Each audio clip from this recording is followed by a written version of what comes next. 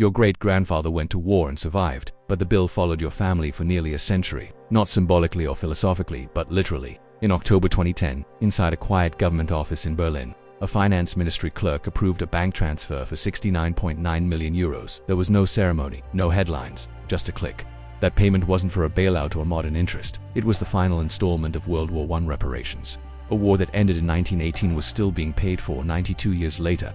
3 generations paid for 4 years of fighting. And in the process, that debt didn't just drain money, it destroyed an economy, erased the middle class, radicalized politics, and helped ignite the deadliest war in human history. The system that caused this hasn't disappeared. It's still operating today. When Germany signed the Treaty of Versailles in 1919, it wasn't negotiating peace, it was signing a financial sentence. Article 231, the so-called War Guilt Clause, declared Germany solely responsible for the war. This wasn't about historical truth, but legal liability if Germany caused the war. Germany had to pay for everything it destroyed, and everything was deliberately left undefined. In 1921, the Reparations Commission announced the final number, 132 billion gold marks. More than twice Germany's pre-war GDP payments were required immediately, even before the total was fully calculated. Germany was ordered to pay 2 billion gold marks per year, plus 26% of its export revenue. The math didn't work, and the Allies knew it didn't work. John Maynard Keynes warned the debt was unpayable and would collapse Europe. He was ignored. Germany had 2 options: default and face military occupation, or pay and destroy itself. It chose to pay to meet reparations. Germany drained its gold reserves, sold foreign currency, and exported coal, timber, chemicals, and anything else of value.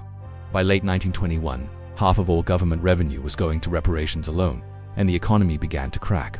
When Germany asked for relief, France refused. In 1923, French and Belgian troops marched into the Ruhr, Germany's industrial heartland, to seize coal and steel directly as payment. German workers responded with strikes, and the government paid them anyway with no money left. The state did the only thing it could. It printed currency. That decision triggered the fastest hyperinflation in recorded history. In mid-1922, $1 bought 493 marks. By late 1923, it bought 4.2 trillion marks. Prices doubled every few days. Workers were paid twice a day so they could buy food before prices rose again. This became the largest wealth transfer in German history. Those who owned land, factories, or physical assets survived. Those who trusted cash, savings, and bonds were erased. The economic damage was severe, but the psychological damage was permanent. By 1924, Germany was politically fragile and economically broken, so the system changed not to save Germany, but to keep payments flowing.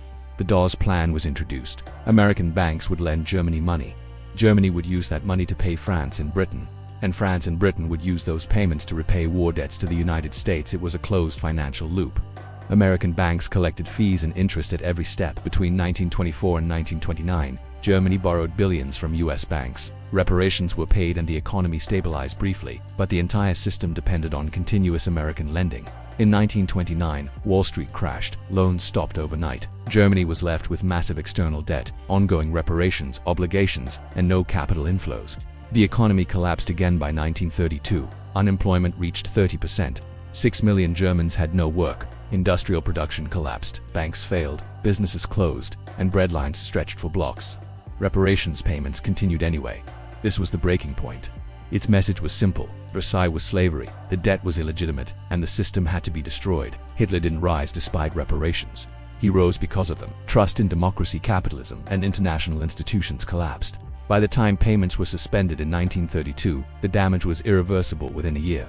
Hitler was chancellor within 6 years. Europe was at war again. 70 million people died. Unpayable debt didn't just finance collapse, it engineered it. After World War II, the Allies changed strategy. Instead of extracting money, they dismantled war capacity and rebuilt economies. The Marshall Plan replaced punishment with reconstruction in 1953. Germany's remaining debts were restructured under the London Debt Agreement. Payments were reduced, interest was lowered, and repayments were tied to economic growth.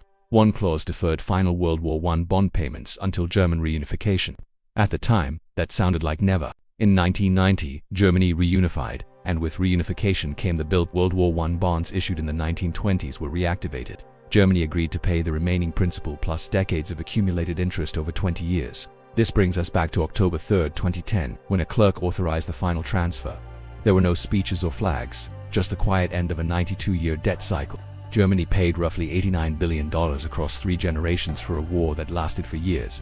This matters today because the mechanism never disappeared. We still impose long duration, compounding unpayable debt. We just use different labels: student loans, sovereign debt, IMF rescue programs. The structure is identical. Debt that can't realistically be repaid. Payments stretched across decades. Interest extracting more than the original loan. Borrowers trapped in permanent dependency. 43 million Americans carry student debt, many of whom will pay for 30 or 40 years.